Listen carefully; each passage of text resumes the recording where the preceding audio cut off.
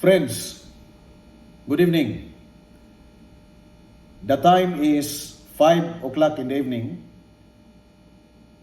and I came from site inspection.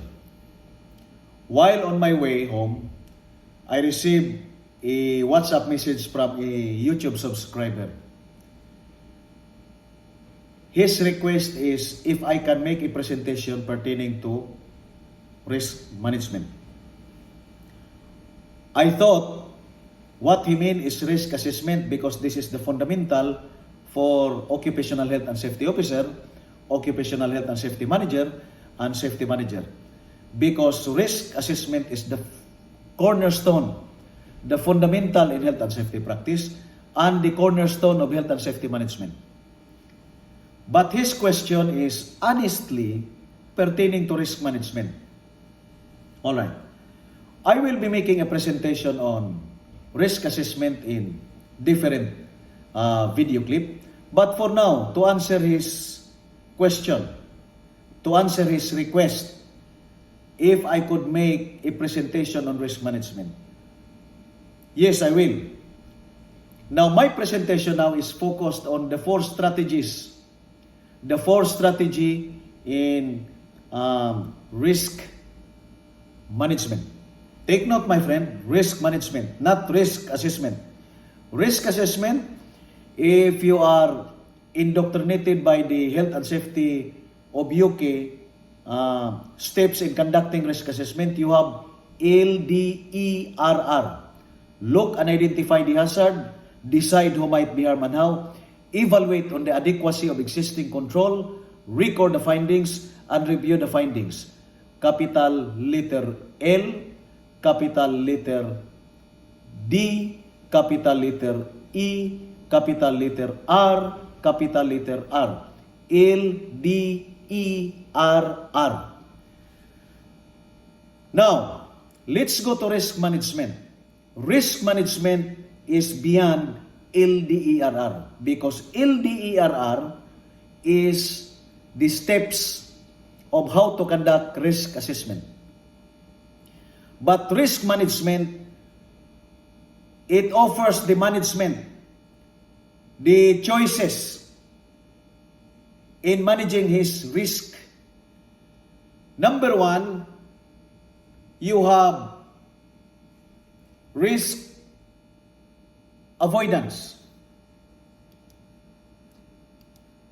Now, the risk avoidance as one of the risk management technique is that if you think that the project offered to you is too risky for your company.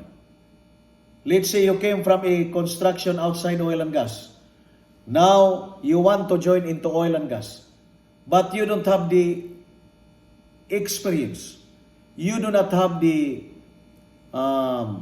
competent engineer who has previous experience in oil and gas industry. Then that is too risky on your part. The project management technique, the cost, the penalty system, the quality, the health and safety management requirements, the PTW system. All right? So if you think that such project is too risky on your part, considering the competency, the resources, and the professionals that you don't have, the organization may choose avoidance. You may avoid by not accepting the contract. For health and safety practitioner, if you are confronted with moving materials from one place to the other, if one type of lifting equipment is not suitable, then you avoid by offering another solution for moving the equipment. All right? Avoidance, risk avoidance. Now, if lifting operation is not possible, then you have to choose the other by avoiding lifting operation. Now, if manual handling is not suitable for moving equipments or moving materials, maybe you have to use mechanical equipments to aid, to help, to assist, to realize the transfer of materials into the desired location. Avoid the risky method of moving materials from the place of origin to the place of the desired destination. Risk avoidance. Number 1. Number 2 is risk reduction.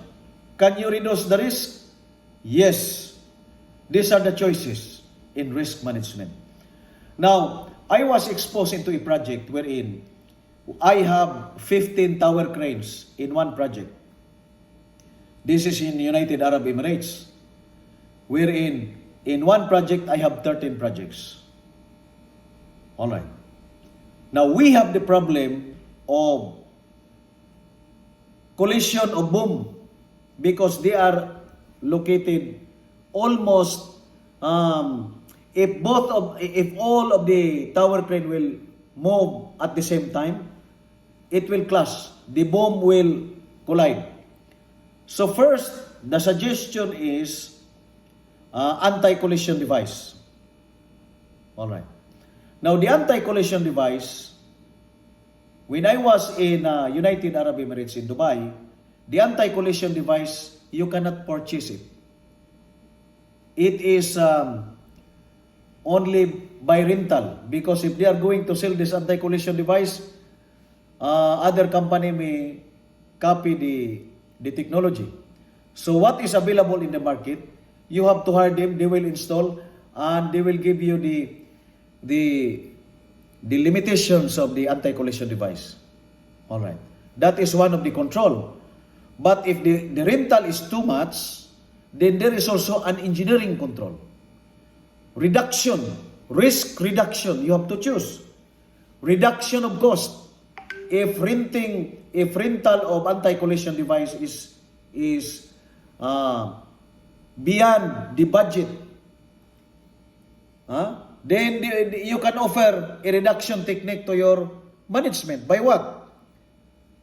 What we had offer is all 1, 3, 5, 7, 9, 11, and 13. They will work that will operate in the morning. Alright? Now, the even number 2, 4, 6, 18, 12 will work or will operate in the afternoon. So instead of hiring 13 crane operators, we only hire half of that number because 7 will operate in the morning and 6 will operate in the afternoon. So you have only 7 crane operators out of 13 tower crane on site. So we reduce the number of crane operator, and we were not able to purchase or to rent the anti-collision device.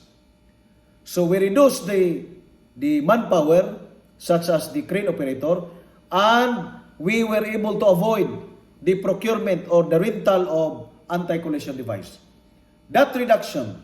However, our production also reduced because not all of the areas can be catered. They cannot reach by that even number if they are on that on certain location wherein the boom cannot reach them.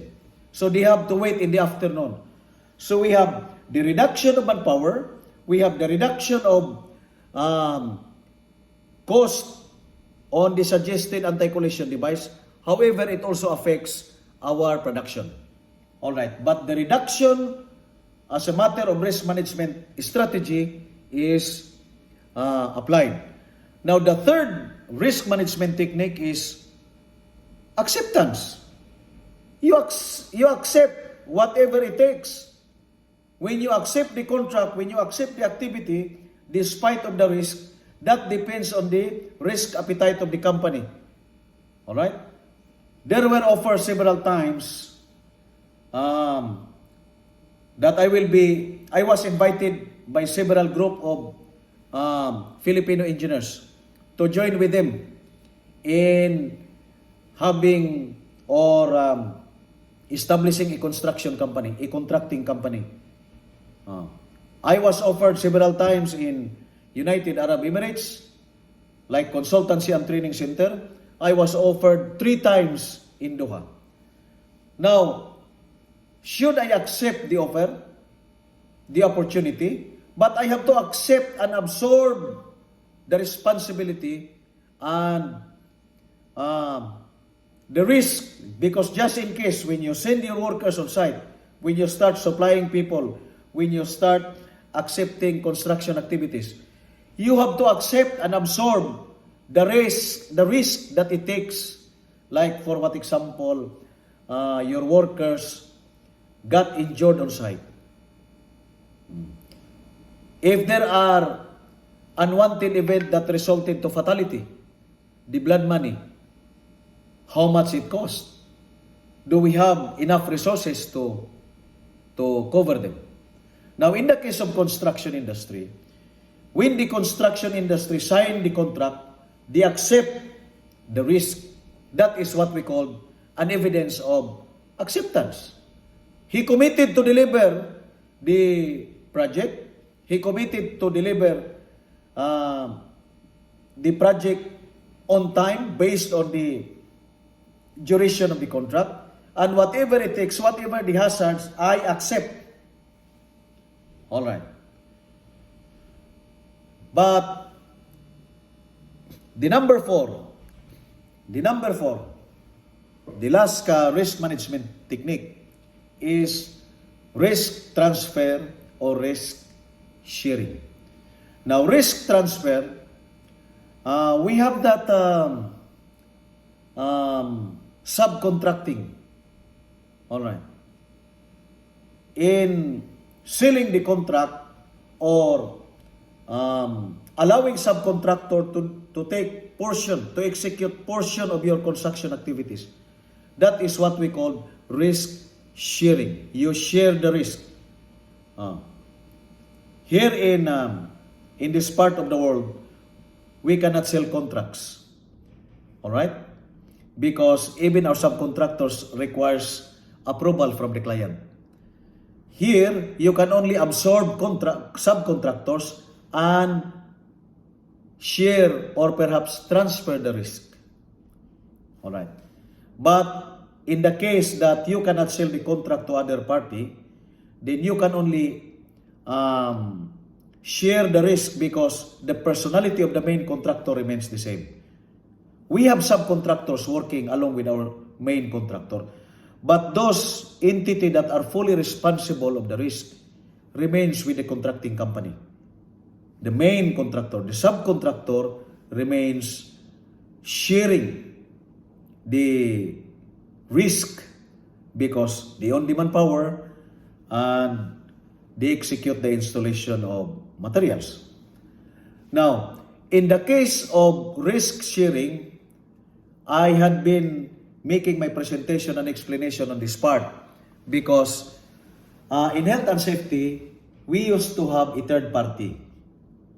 A third party, this is one technique, this is one example in executing or realizing the risk sharing technique. Because let's say your tower crane is certified 20 tons. And at certain point in time, at certain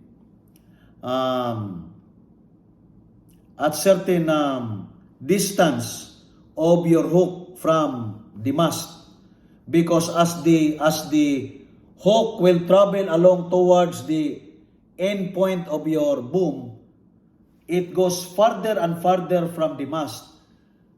When the distance increases, the capacity of the tower crane decreases. But we need a third party to help us determine that and calibrate our crane, that the same load yard and at the same time the capacity of the crane, that crane can handle. So there is a thorough inspection and load test.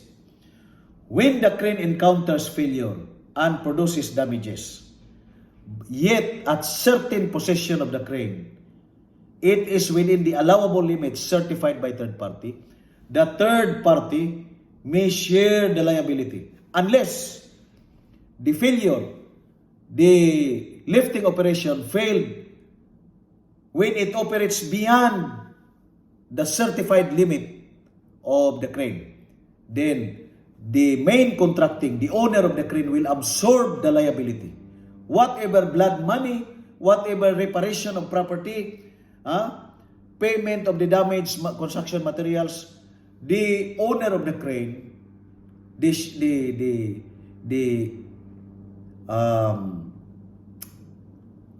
owner, the contractor, the main contractor shall cover the risk. All right. So it will only share the liability when the crane fails at a certified limit within the period wherein covered by certification. But if you overload the crane, then the third party will also avoid the liability. Why? Because they never certify your crane to reach up to that point. Because there are cranes that when you test from the mast up to the last point, sometimes you will find 750 kg. Now, if you are going to load that with 1 ton, then you go beyond the certification. The third party will not share the risk. You have to absorb the risk. Why? Because you go beyond the certified limit. So, that is only my short explanation in terms of occupational health and safety. Maybe some financial expert, maybe some construction expert with different discipline may have their own explanation, but this is only from my own. That at least I can shed light in a short understanding on the understanding of how this risk management technique will be understood in the occupational health and safety perspective. I hope that you like my presentation, and if you have questions based on my presentation, you can share your comments in the below button. And if you are interested to watch and join me on my discussions, I will be posting more comments and presentations based on the request of my friends in the industry. And you can also subscribe and share my channel to health and safety practitioners if you find this presentation very interesting and helpful. Thank you, and once again, good evening.